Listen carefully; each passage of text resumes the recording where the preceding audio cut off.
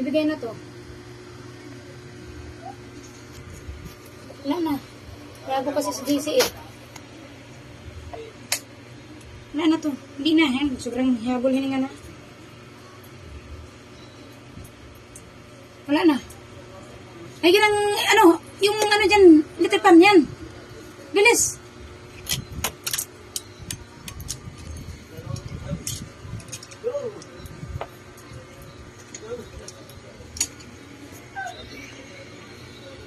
Wala na, bibigay na to talaga. Loko ka sa'yo talaga si JC to eh. Sa'yo ng gamot.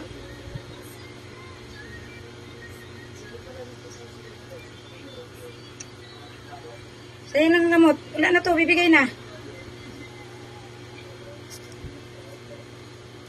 Wala, nakutuman to be. Biruin mo pakain niya, crackers lang oh. Lagi ko sinasabihan yan, huwag nga lang crackers. Pero ang tigas sa ulo eh. Wala na.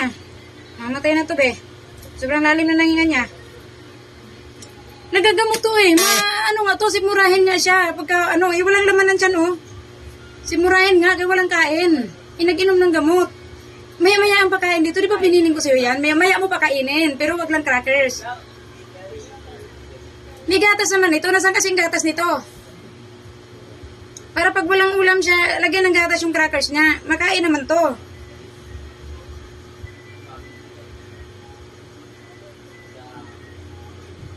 Wala na, nag-ahamon lang yun nga oh. Ang gagawin natin dyan.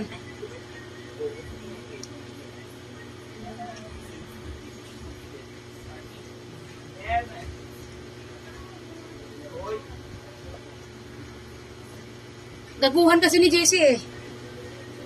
Nangingi pa to ng pagkain eh. Akala ko okay lang. Di naghintay siya kasi tinaktak ko yung kainan niya. Eh, pinaglagyan ko. Ang gago, imbis na pagkainin niya,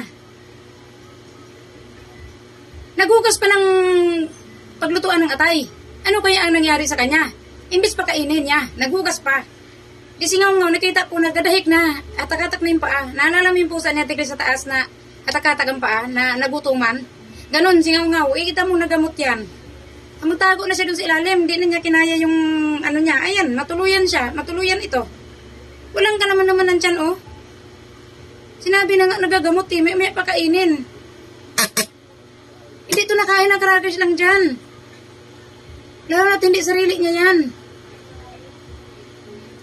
Lagyan ng ng kahit initubig man lang at saka yung manok. Kaya may manok naman ako pinabili. Binigyan ba ito ng manok? Hindi, no? Crackers lang nakita ko, eh. Ngayon po yan. Pero nung kanina binigyan ko yan habang nakain kami. Nangingi din yan dyan, no? Kaya tanungin mo si Buknoy. Binigyan mo ng manok? Sigurado ka? Oo, tanungin mo sila. Binigyan ko yan. Tawagin mo nga sila.